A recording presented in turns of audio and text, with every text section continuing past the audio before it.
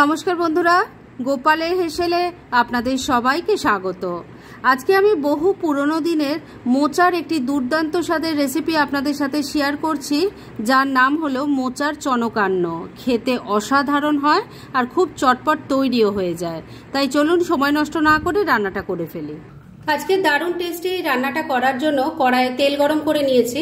এর মধ্যে প্রথমেই দিয়ে দিলাম অল্প নুন, দিয়ে দিচ্ছি অল্প হলুদের গুঁড়ো। এবার এর মধ্যে প্রথমে একটু আলুর টুকরো ভেজে নেব। আমি এখানে একটাই মিডিয়াম সাইজের আলু নিয়েছি, সেটাকে টুকরো করে কেটে নিয়ে দিয়ে দিলাম। এবার আলুর টুকরোগুলো ভালো করে ভাজা ভাজা করে নিচ্ছি। 2-3 মিনিট সময় নিয়ে আলুর টুকরোগুলো একটু ঢাকা দিয়ে দিয়ে আমি ভাজা ভাজা করে নিয়েছি। ঢাকা দিয়ে ভাজা ভাজা করলে না অল্প তেলে রান্না হয়ে যায় আর আলুটাও ভালো মতো সেদ্ধ হয়ে যায়। এবার আলুর টুকরোগুলো তুলে নিচ্ছি। এবার কড়াইয়ে যা তেল আছে তার মধ্যেই বাকি রান্না করব। এর মধ্যে প্রথমে দিয়ে দিলাম অল্প গোটা জিরে, দিয়ে দিচ্ছি একটা তেজপাতা, একটা শুকনো লঙ্কা, এর সাথে দিয়ে দিলাম গোটা গরম মশলা, যার মধ্যে আছে 2-3টে এলাচ, 2-3টে লবঙ্গ আর একটা দারচিনি। ফোড়নটাকে কয়েক সেকেন্ড একটু ভাজা ভাজা করে নিচ্ছি। ফোড়নটা ভাজা ভাজা হয়ে গেছে। এবার এর মধ্যে দিয়ে দিচ্ছি 1 টেবিল স্পুন আদা কাঁচা লঙ্কা বাটা, দিয়ে দিচ্ছি অল্প হলুদের গুঁড়ো, সামান্য একটু কাশ্মীরি মির্চ পাউডার দিয়ে দিলাম, দিয়ে দিচ্ছি 1 চামচ ধনের গুঁড়ো, দিয়ে দিচ্ছি 1 চামচ জিরের গুঁড়ো, স্বাদ মতো নুন দিয়ে দিলাম। তবে নুন দেওয়ার আগে খেয়াল রাখবেন আলুও কিন্তু নুন দিয়ে ভাজা আছে। অল্প কয়েকটা দানা চিনিও দিয়ে দিলাম। অল্প একটু জল অ্যাড করছি, না হলে মশলাটা কষানো যাবে না। এবার সবকিছু মিশিয়ে মশলাটাকে খুব ভালো করে কষিয়ে নিচ্ছি। মিনিট 2 সময় নিয়ে মশলাটাকে ভালো করে কষিয়ে নিয়েছি। এবার এর মধ্যে একটু টমেটোর টুকরো দিয়ে দিলাম। এটাও ভালো করে মিশিয়ে মশলাটাকে আবারও একবার খুব ভালো করে কষিয়ে নেব। এইভাবে ধাপে ধাপে জিনিস দিয়ে মশলা কষিয়ে যদি রান্নাটা করা হয় তার স্বাদ কিন্তু বহু গুণ বেড়ে যায়। মিনিট 2 সময় নিয়ে মশলাটাকে আবারও একবার খুব ভালো করে কষিয়ে নিয়েছি। টমেটোগুলো এখন সফট হয়ে গেছে আর সেটাকে ম্যাশ করে দিয়েছি। এবার এর মধ্যে দিয়ে দেব গোবিন্দভোগ চাল। এখানে হাফ কাপ গোবিন্দভোগ চাল আছে। আমি এটাকে ভালো করে ধুয়ে মিনিট 10 ভিজিয়ে রেখেছিলাম। এবার সেটা দিয়ে দিলাম। মশলার সাথে ভালো করে মিশিয়ে নিয়ে এটাকে একটু ভাজা ভাজা করে নেব। বন্ধুরা, আপনারা আমার রেসিপি দেখার সাথে সাথে আমার ফেসবুক পেজ গোপালের হেসেল, তাতেও ভিজিট করতে পারেন। ডেসক্রিপশন বক্সে লিংক দেওয়া আছে। মিনিট খানেক সময় নিয়ে চালটাকে মশলার সাথে মিশিয়ে কষিয়ে নিয়েছি। এবার চালটা যাতে একটু সফট হয়ে আসে সেজন্য ঢাকা দিয়ে 2-3 মিনিট রান্না করে নেব। তবে মাঝে মাঝে কিন্তু ঢাকা তুলে একটু নাড়াচাড়া করে দিতে হবে। 2-3 মিনিট সময় নিয়ে ঢাকা দিয়ে রান্না করে নিয়েছি। এবার ঢাকা তুললাম। আমি কিন্তু মাঝে একবার ঢাকা তুলে একটু নাড়াচাড়া করে দিয়েছিলাম। আর এখন এর মধ্যে দিয়ে দেব মোচা।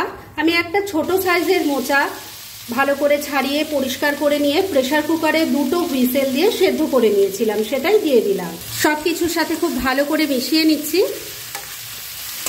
সবকিছুর সাথে মোচাটাকে ভালো করে মিশিয়ে নিয়েছি। এবার ঢাকা দিয়ে 2-3 মিনিট রান্না করে নেব। তবে এবারও কিন্তু ঢাকা তুলে নাড়াচাড়া মাঝে মাঝে করে দিতে হবে। 3-4 মিনিট সময় নিয়ে রান্নাটা করে নিয়েছি। এবার ঢাকা তুললাম। আমি কিন্তু মাঝে 2বার ঢাকা তুলে একটু নাড়াচাড়া করে দিয়েছিলাম। ঢাকা তুলতেই ভীষণ সুন্দর একটা গন্ধে চারিদিক ম করছে। একটু নাড়াচাড়া করে দেওয়ার পর এর মধ্যে দিয়ে দেব 3-4 চামচ কোরানো নারকোল, দিয়ে দিচ্ছি ভেজে রাখা আলুগুলো। বন্ধুরা, এইভাবে রান্না করে খেয়ে দেখুন, পুরনো দিনের মা ঠাকুমা দিদিমার সেই হাতের রান্না করার টেস্টটা মুখে পাবেন। কেননা এই রেসিপি তো আমার না, সেই তখনকার দিনের রান্না। তাই সবার কাছে রিকোয়েস্ট, অবশ্যই একবার এভাবে ট্রাই করুন আর তারপর কেমন লাগলো প্লিজ প্লিজ কমেন্ট করে জানাবেন। সবকিছু আবারও খুব ভালো করে মিশিয়ে নিয়ে মিনিট খানেক রান্না করে নিয়েছি। এবার গ্রেভির জন্য এর মধ্যে জল দিয়ে দিচ্ছি। আর এই জলটা কিন্তু বন্ধুরা উষ্ণ গরম জল। এই রান্নাটা মাখা মাখা হয়, তাই সেই বুঝে জল দেবেন। তবে চাল আলু সেদ্ধ হতে হবে, সেটা বুঝেও কিন্তু জলটা দিতে হবে, কেননা মোচা তো সেদ্ধ করাই আছে। ভালো করে মিশিয়ে নিচ্ছি। সবকিছু খুব ভালো করে মেশানো হয়ে গেছে। এবার ফ্লেমটাকে লো আর মিডিয়ামের মাঝামাঝি রেখে ঢাকা দিয়ে 4-5 মিনিট রান্না করে নিচ্ছি। মিনিট 6 রান্নাটা হয়ে গেছে। এবার ঢাকা তুললাম। আমি কিন্তু মাঝে 2বার ঢাকা তুলে নাড়াচাড়া করে দিয়েছিলাম আর নুন মিষ্টিটা চেক করে নিয়েছিলাম। রান্না মোটামুটি রেডি হয়ে এসেছে। তবে এখন এই যে আলুর টুকরোগুলো আমি কয়েকটা একটু ভেঙে ভেঙে দেব। এতে গ্রেভিটা ঠিক হবে এবং খেতেও অত্যন্ত সুস্বাদু হবে। কয়েকটা আলুর টুকরো আমি একটু ভেঙে ম্যাশ করে দিয়েছি। এবার এর মধ্যে দিয়ে দিচ্ছি গরম মশলার গুঁড়ো, আর এর সাথেই দিয়ে দিচ্ছি অল্প একটু ঘি। ভালো করে মিশিয়ে নিচ্ছি। ঘি গরম মশলাটা ভালো করে মিশিয়ে নিয়ে মিনিট খানেক আবারও রান্নাটা করে নিয়েছি। এবার কিন্তু রান্না একদম রেডি। দেখেই নিশ্চয়ই বুঝতে পারছেন যে সমস্ত কিছু খুব ভালো মতো সেদ্ধ হয়ে গেছে। আর এটা এখন পরিবেশনের জন্য একদম রেডি। গ্যাসটা বন্ধ করে দিলাম আর মিনিট 2-এর জন্য স্ট্যান্ডিং টাইমে একটু ঢাকা রাখছি আর তারপর সার্ভ করে দেখাচ্ছি। ফ্রেন্ডস, আমার আজকের এই দুর্দান্ত স্বাদের মোচার রেসিপি একদম রেডি হয়ে গেছে এবং আমি সার্ভ করে দিয়েছি। ভীষণ ইজি রেসিপিটা, কিন্তু খেতে অসাধারণ হয়। তাই দেরি না করে পারলে এটা আজই একবার ট্রাই করে ফেলুন, আর তারপর কেমন লাগলো সেটা প্লিজ কমেন্ট করে জানাবেন। এরকম ধরনের অনেক ভালো ভালো নিরামিষ রান্নার রেসিপি আপনারা গোপালের হেসেল সার্চ করলেই পেয়ে যাবেন, যার মধ্যে থেকে কিছু কিছু আমি সাজেস্টেড বক্সেও দিয়ে দেবো, সেখান থেকেও আপনারা দেখে নিতে পারেন। তাই গোপালের হেসেল অবশ্যই ভিজিট করুন।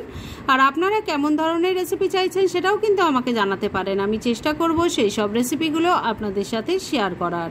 আর আমার আজকের এই রেসিপি যদি আপনাদের ভালো লাগে আর ইউজফুল বলে মনে হয়, তাহলে যারা এখনও আমার চ্যানেলটাকে সাবস্ক্রাইব করেননি তারা প্লিজ সাবস্ক্রাইব করুন। তাহলে আজকের মতো এখানেই শেষ করছি। পরদিন আবার এরকমই কোনো ভালো রেসিপি নিয়ে চলে আসবো। আপনারা সবাই খুব ভালো থাকুন, সুস্থ থাকুন।